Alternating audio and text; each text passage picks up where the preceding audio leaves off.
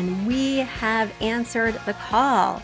For years, you've been saying, Betsy, you're talking about all these great design concepts, but we can't visualize them.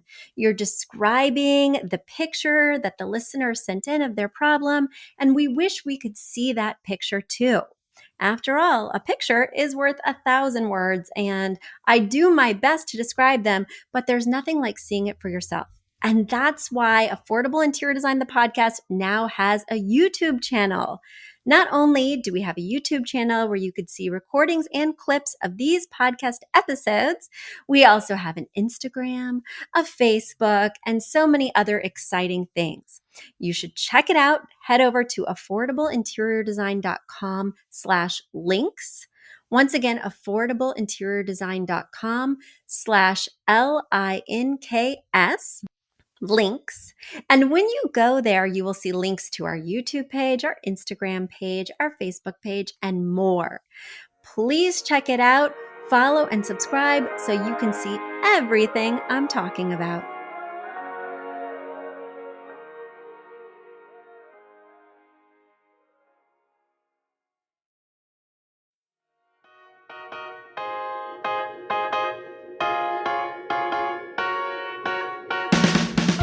You don't need a high-end designer or a lot of money to get a luxe look. Be your own interior designer. This is Affordable Interior Design, the podcast. Here's your host, Betsy Helmuth. Hello, everybody. It is great to be back with you again this week. I am excited to tell you that I am not alone today. I have guests, a couple of my favorite guests. I have Kelly and Anita from Decorating Tips and Tricks. Welcome, ladies. Thanks for having us. It's so much fun. Love to be back with you. We're excited to be here talking with you again. Yes, I always love it when we get together because, we're in the same profession, but we definitely come at it from different viewpoints, different parts of the country. California, Texas, Connecticut unite. And it's so fun to hear your perspectives. So I thought today, instead of having, a topic outside of what I normally do, that we would dig into our mailbag together. Because I have people who've written in who want my opinion, but now they're getting 2 additional opinions. So exciting. So it might be confusing if there's 3 different answers, but we'll go with it. My listeners can handle it. They can. And I will tell you, they'll probably default to my answer because they love me, guys. My listeners love me. Well, and I'm so excited. Migrate over. We have a lot of crossover anyway. So We do. Yeah, we have a lot of audience crossover. And when Anita and I do our consults, we often, our private consults, people sign up for them and we just talk one-on-one or 2-on-1, I should say. And we often come up with different ideas. So our people can parse between 2. I'm sure your people can parse between 3 and pick the best one. And I think they're going to be so excited to jump over to your podcast. They're already listening. They're already fans of interior design podcasts. Yours is a must listen if they like this genre. So I think they'll get a little taste of what you offer on your show by answering some questions on mine. I'm excited. That sounds fantastic. All right, digging into the mailbag. Question 1 is coming from Kim. And Kim writes, hello. We just redid our kitchen, which is one open space with our shared living room and dining room. Of course, now our living room is screaming for a new sofa. Our current one is a sectional that is a disaster with our dog and young son. It also doesn't fit our style anymore.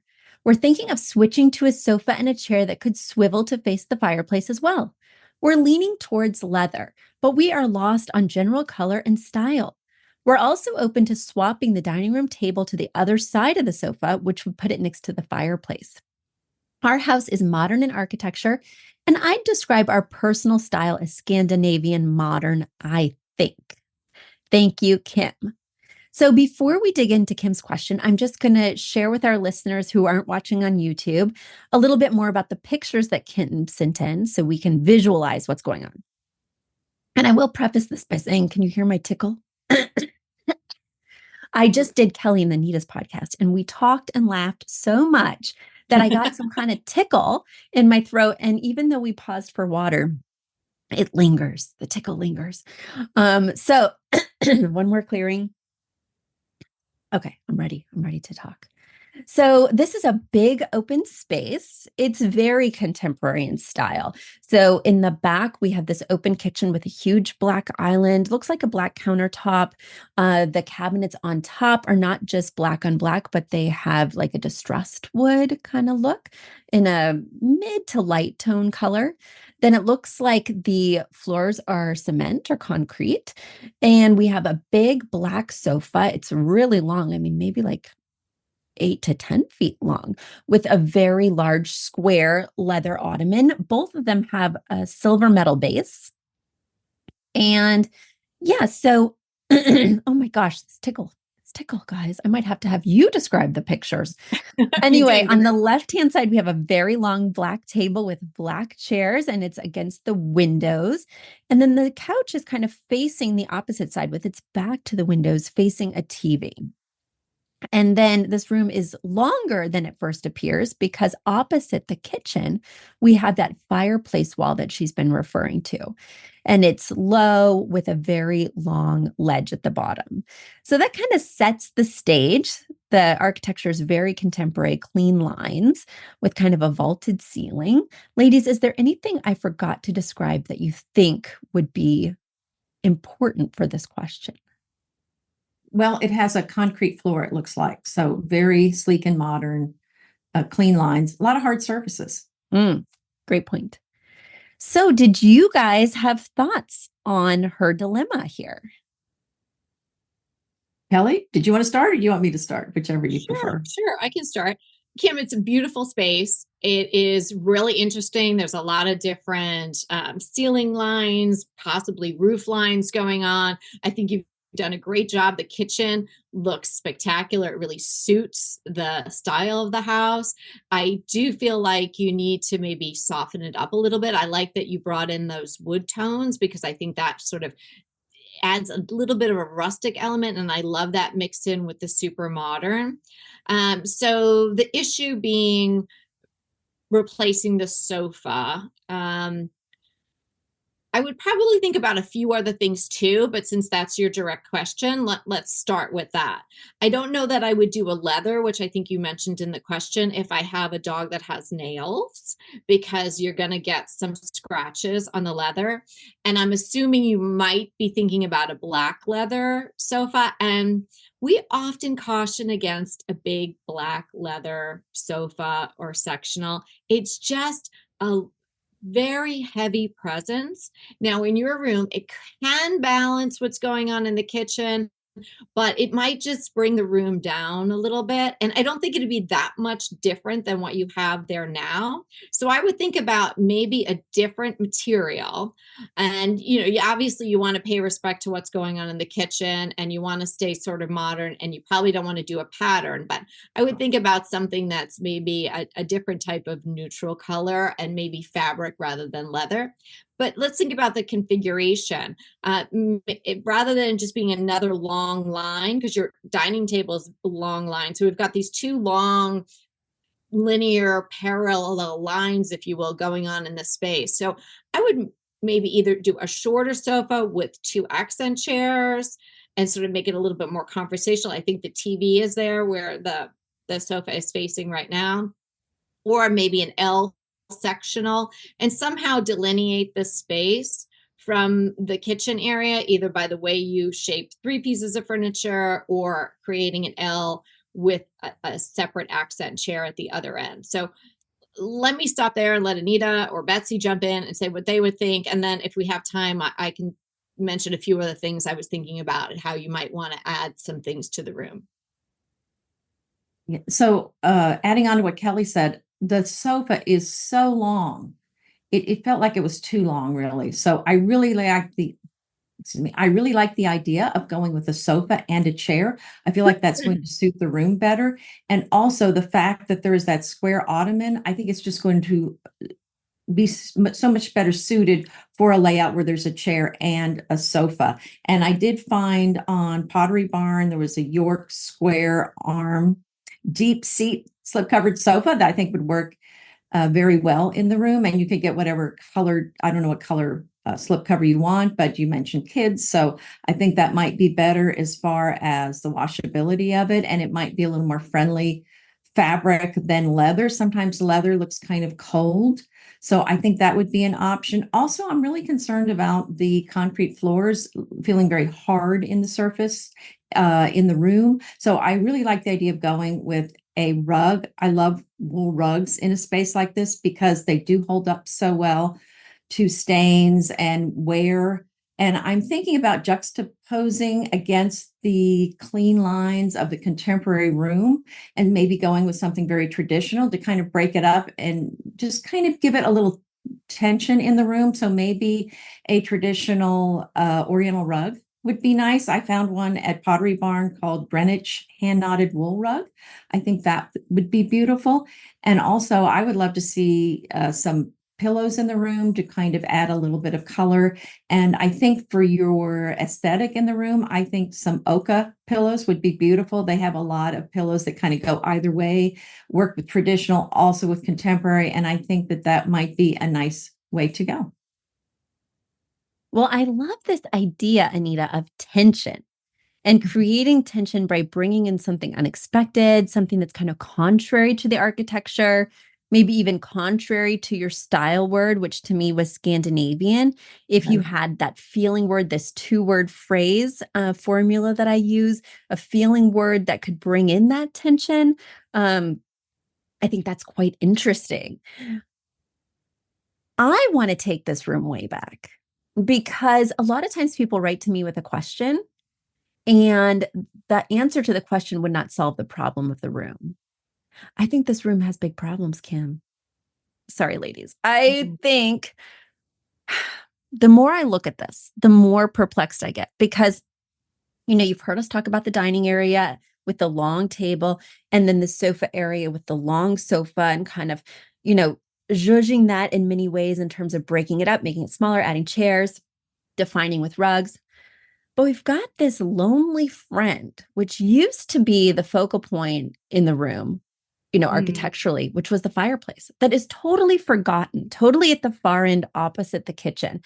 And this room is big and long, but appears to have some kind of divider or some kind of partial separation, a partial wall that's maybe 5 to 6 feet long that's somewhat separating this dining table area from the fireplace area, almost kind of jutting out into the middle of this long rectangle and somewhat visually separating the space. I think the layout is wrong. I think there's some kind of conundrum here because I hate the idea. You have these beautiful floor to ceiling windows behind the dining table. And when I'm seated on your sofa, my back is to those windows. I'm facing just this wall with a TV on it that is too high. So I'm just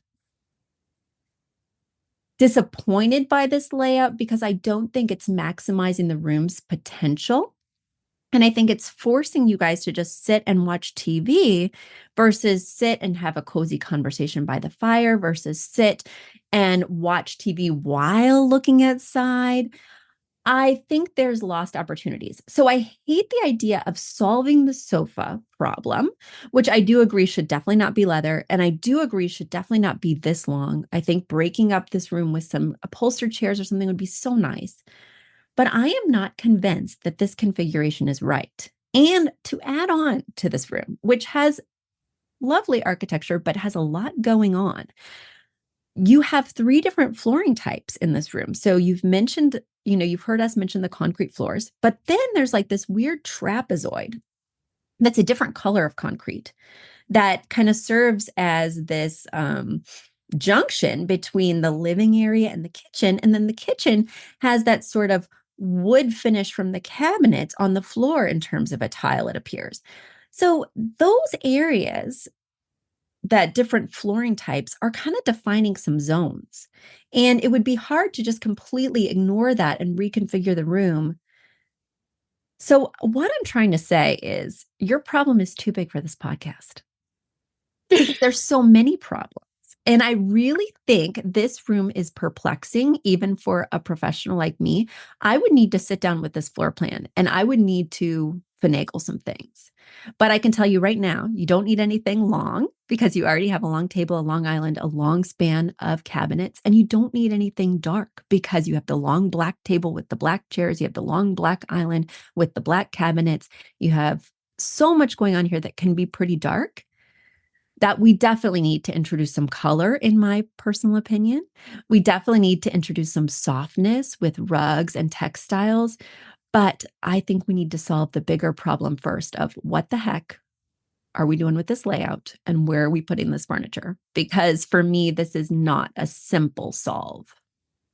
Kim, honey, come over to Decorating Tips and Tricks. Get your warm hugs. Get your warm hugs on their podcast.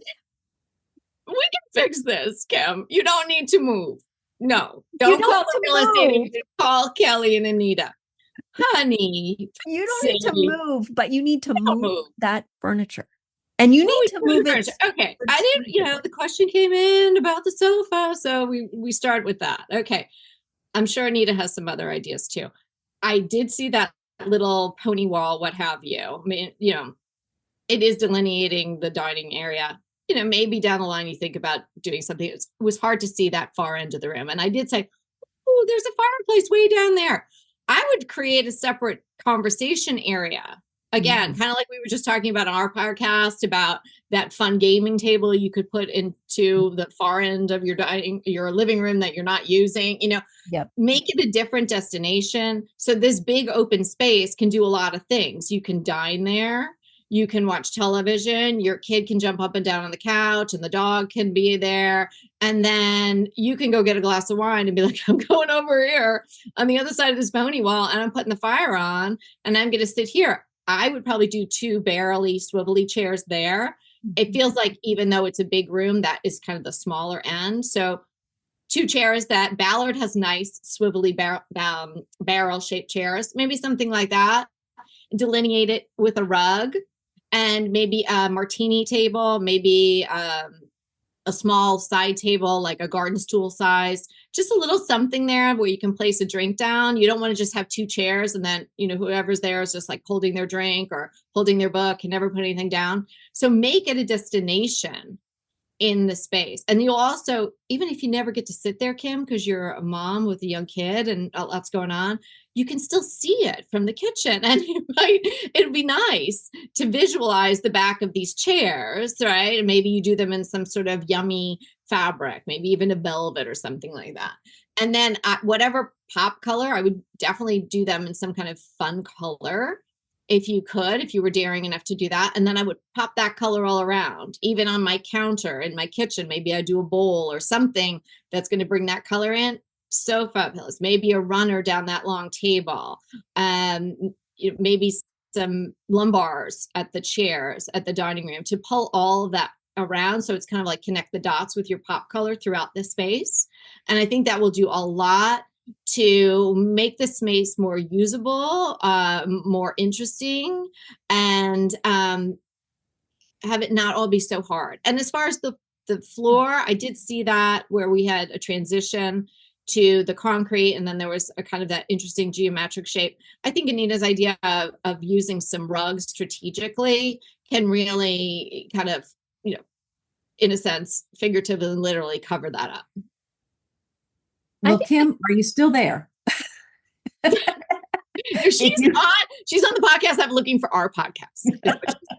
So, Kim, if you have not already turned off the episode, I do have something else, another idea.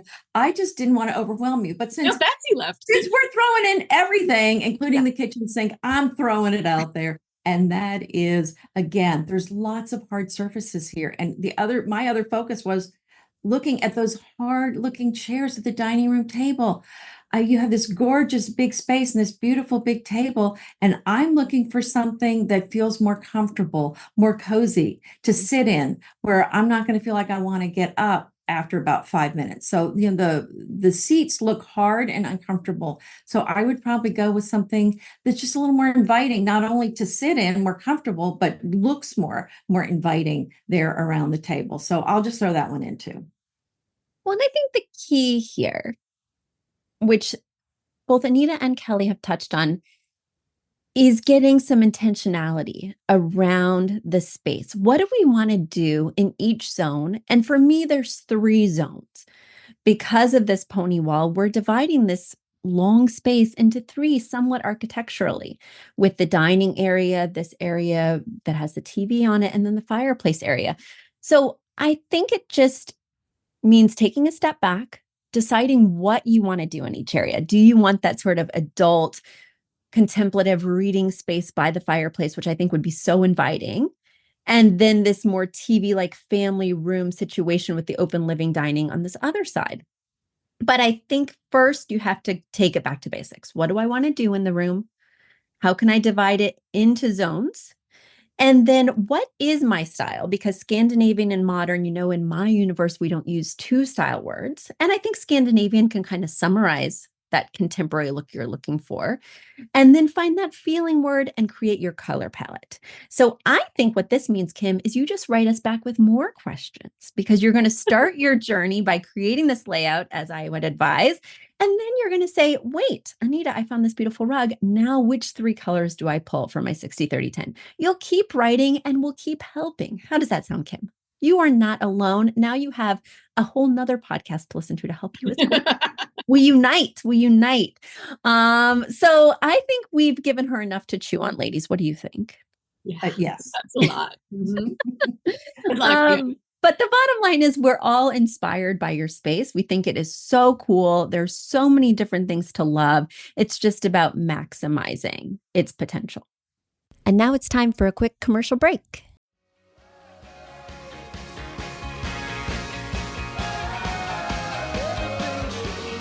Are you a fan of this podcast? Do you wish there was even more juicy content for you to sink your ears into? Well, there is. You can become a premium member of this podcast for $5.99 a month and get full access to an archive of over 50 bonus episodes. Additionally, we release a bonus episode every single month. That's a ton of extra content, including my personal interior design diaries, extra tips, my talking about trends, and so much more. Additionally, you'll be keeping us on the airwaves each and every week, because your premium membership money goes directly back to making this podcast amazing. Check us out at affordableinteriordesign.com. Click on podcast to learn more and to become a premium member today.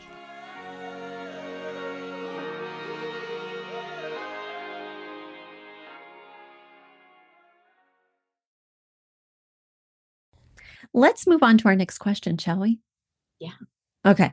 Next question comes from Brandy. She writes, "Hi, Betsy and Anita and Kelly." She didn't know she was getting bonus content here. "You answered my question on your very first YouTube episode when I was building my house a few years ago. I don't know if you'll remember, but I am so excited to show you how far we've come. Now that we've been here for a little while and I know exactly what we need, I have a question for you. It is about the ever difficult curtains. Please excuse our mess. This is my main living space." And guys, you can see it if you're watching on YouTube, so you can not only visualize it in your mind's eye, but then see what it really looks like. "This is my main living space. It's also my kitchen, dining, and living room. I want to add a curtain of some kind. I want to do a little cafe curtain in the kitchen window above the sink. But what about the bay window? I was originally planning on getting some floor-length curtains, but I worry about the fabric getting caught in the door or in the dog's water bowl. I'm also worried about my 18-month-old pulling on the curtains, because that is what he does with the ones in his nursery. My husband would also prefer blinds that do not come down, since we spent $500 in a whole weekend putting them up ourselves when we moved in. Would a tie-up valance shade on such a long window look silly? Would it be weird to do a valance shade on the bay windows and then do a proper curtain on the living room windows? And if I like a patterned curtain, would it be too overwhelming to do the same pattern throughout the entire space? I've attached our windows and the curtain pattern I would like to do. My design phrase or 2-word phrase is cozy eclectic. And I have got a set of 4 pictures on the wall that is my inspiration piece. You are always so helpful, and I am excited to see what you think. Congrats on your growing family, Brandy." All right, ladies, so let's put our thinking caps on, because window treatments are complicated. And there's a lot of nuances, a lot of things to think about. It's not always an easy answer, but you guys are such pros. I know that you'll be able to help Brandy. Thoughts, feelings? Well, I have a few thoughts. I mean, I'm not crazy about the balance idea. So I would probably switch to a bamboo shade for those windows, or a beautiful Roman shade, and you can get them custom done, really beautiful ones on Etsy. You can pick the fabric you want, and just something really gorgeous. So I mean, I think I would go that direction. Because yeah, I think you're going to have curtains to the floor on those. And if you don't want a curtain to the floor, I think we're looking at a shade that would be an outside mount, because since you don't have any special trim there, you're not covering anything up. So I would go, taller than the window, of course. And for example, I use blinds.com. They have lots of choices as far as your bamboo shades, something like that. There's lots of different color shades on that and different styles. Or like I said, Etsy, the sky's the limit on the fabric that you could go with there. But that would be my suggestion there. And yes, if you're going to do curtains around the corner, then I think it doesn't have to be the same fabric, but it needs to marry well. It needs to they need to play well together. Now, what did you think of the fabric she selected? It's got kind of a stripe. I don't think I got that. Oh, you didn't? Or I Hold on. missed it. Did you get it, Kelly? It was the last little image. It was kind of like a screenshot image. Yeah, I saw it. Okay. Okay. We were missing some pictures, Brandy. I think you had mentioned a bay window, but I don't think there were ever photos, correct, Betsy? Right, We didn't right. see that. Okay, so we're kind of just imagining what your bay window looks like. So it's hard to tell whether or not you could do inside or outside mount. Can your husband listen with you? Because those blinds, we got to get rid of the blinds, Brandy. I'm sorry. The blinds, you had them for a period of time. I mean, I know $500 is not nothing, but if you use them over the course of a year or so when you were renovating, maybe just do the math and say, look, these blinds cost us, 79 cents a day, and they did the job, but they're really not adding to your decor. Cozy and eclectic is kind of a broad category of style and emotion that you want to convey. So it's hard to say exactly what's going on in the rest of your house, but those kinds of blinds don't really support any look that well. They're utilitarian. You could put some Romans over them to soften it, but I don't think you would need to have them there. If you did, either I would go with a natural woven material. I love that. Sort of bringing in some texture and more of an interest in the look, whereas you're not necessarily committing to a pattern that you might get tired of. The swatch that you shared with us looks like a pretty pattern and a nice design, but you might tire of that. It's got certain colors in it. It's got a certain look, like maybe an embroidery design. You might tire of that. Whereas if you have a natural woven, it can kind of be with you for the long haul. And Anita mentioned either blinds.com or Bali. And I don't know if one of them bought the other one, Anita. They kind of are they combined now? But either one is a good resource, and they're very reasonable. And you can even get them depending on the width and what you need for coverage. A lot of times you can get them cordless. And if you've got a young child, that's always good to have that option. Of course, over the kitchen window, you wouldn't necessarily have to worry about that, but you could definitely get it cordless for over a kitchen window. And I would just stay away from a valance in general. I think it's a very dated look. You might be seeing it with a lot of the cottage core looks and whatnot, but it's a little too cutesy, especially if it's just over the kitchen window. That's kind of like been done. I think you can achieve the same privacy if you need it with a much better product and much better material as well. And then you could also carry that over. I think you had a glass door to the outside. Something like a natural woven could be hung on a glass door like that too. Whereas, you wouldn't just put a little tuft of a valance up there. So I think it will look really lovely, pull the whole space together. And especially if it's all one area, that they would be unified with that, whatever text you would pick. So I would look at blinds.com, Valley Blinds. There's another company called 2 Pages, and they're doing now not only curtains, which they came out with, but they're doing Romans and they're also doing natural wovens. I just got a bunch of samples for a client from them. They look great. Of course, the Shade Store or Smith and Noble are longtime options, a little bit more expensive, but you get the install and everything. So depending on how handy you might be, and you can just get swatches. A lot of these companies will give you up to like 5 or 10 swatches at no charge, and you can play around with it. Oh, I just looked at the fabric and I don't know. I'm not a fan. I'm not sure that's going to be that great a look. I think there's a lot of other fabrics I think that would look a lot better than that. And, for those listening and not seeing, it's got like this very thin, almost ticking stripe that looks like it's in a pale red. And then it's got this kind of looks like an embroidered floral pattern with a red poppy flower with a long stem and green. It says there's some blue in there somewhere, so I might be missing part of the colorway, but that's what's reading to me. And I agree with both Anita and Kelly that you might get tired of this quickly, and it might be fine in a small dose like a cafe curtain. But when you're trying to incorporate the same color scheme or using the same fabric in a larger format, it may be something that you don't love forever. And it sounds like we don't love it for right now, let alone forever. Is that our vote, ladies? People come Yes. here to hear the hard truth. Hard truth. Because you know what I think is missing too. So Kelly brought this up and I want to touch on it a little bit further. When you say cozy eclectic, eclectic is the hardest style to achieve without a design professional holding your hand. Heck, it's hard for a design professional to get eclectic right and have it not look like a mishmash or a curiosity shop or a estate sale gone wrong, right? So you want to be very clear about what your eclectic is to you. I love the fact that you've already picked your inspiration piece for the color palette with that series of 4 artwork pieces or panels that we can't see, we don't have a picture of. But I like that you've already got this touch point. But for me, I'm missing the clarity of the cozy eclectic because you do have some other details in the space, like the plates hanging above the window that kind of make me think cottage, right? Kind of make me think grandma chic, which is, there's nothing wrong with that. It was very popular recently, right?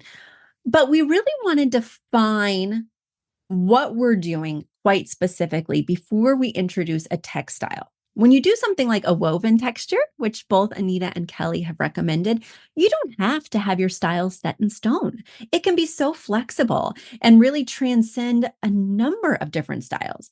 But when you're going for a print with your drapes or with a cafe curtain, you need to be really clear about what you're doing and make sure that you're going to like it for the long haul. And I'm just concerned that this 2-word phrase is not specific enough and is going to set you up to have a home that doesn't feel cohesive and really clear in one solid message. I don't want this to look like a hot mess.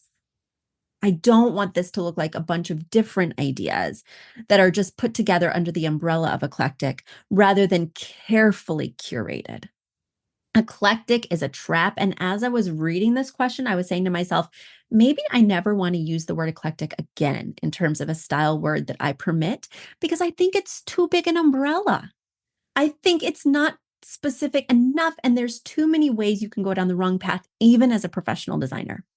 I think it is an easy word to use and a hard word to keep clear. So I think we have to do the diligent work first of deciding what the vision really is, which means going back to Pinterest, going back to apartment therapy, going back to house.com and finding those images that really sum up what you want to do and that maybe even treat some windows. Now, as Kelly and Anita mentioned, you cannot go wrong with a natural woven shade. You just really can't. But the only thing I'm seeing here that would kind of lead me away from that is there's so much wood texture here with the wood cabinets on top and bottom, the wood flooring, that you have to be really careful about the natural blind that you choose because it does come in an array of finishes and different kind of visual textures or patterns. Some has more visible grain than others. Some is more of a kind of a woven where the other feels more like a matchstick. So you'd want to be quite careful in introducing more brown because we're already in Browntown here. And we've got cream walls and no backsplash. We're in Browntown and nothing is breaking it up except a series of plates. So that would be a concern. But I think by looking at inspiration photos and digging in and maybe coming back with some clarity, you'll get there. But I hate to see you invest again in something that you don't love yet again. Ladies, thoughts, feelings? Yeah, I think you Browntown's a said good it. point. Very true. So you do want to be careful of that. So I know Nita mentioned some Romans. You could do a softer fabric Roman. If you needed the privacy, you can get that lined. It is nice to line it anyway. It's just going to look more luxurious. It doesn't cost that much more to do the lining when you're having them made for you. And I would Brandy did mention something about the tie-ups. I would stay away from those. They look messy all the time. And unless you're doing this real Rachel Ashwell shabby chic thing, which is, as Anita's famous quote, put a fork in it, right? We put a fork in that years ago. So I wouldn't do that. So, and if you got a young kids and whatnot, I mean, that would be really fun to untie those all the time. So I would stay away from those, Brandy. I would be fussing over those constantly. Is Yeah. it exactly symmetrical? Did I get the bow right on this one? I love the Exactly. idea of the outside mount Roman blinds on the way that I'm seeing because it won't eat up into the size of the window and you do have a good amount of wall space above each window. I just want you to get clarity around what that fabric looks like because they won't be cheap, even on Etsy, where I love to get Roman blinds, frankly. There's still going to be an expense. And I just don't feel like you have enough clarity around your palette and your style to invest quite yet based on the fabric choice we saw.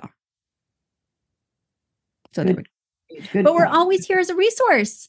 And I always love having Anita and Kelly back to give their perspectives, their ideas, because there's not one right way to do this. Right. And there's not one thing that you have to wait for in order to take next action. So hearing different perspectives will allow you to say, you know what, that resonated with me. I do feel ready to move forward. Eclectic is quite clear to me. I'm going to do it this way.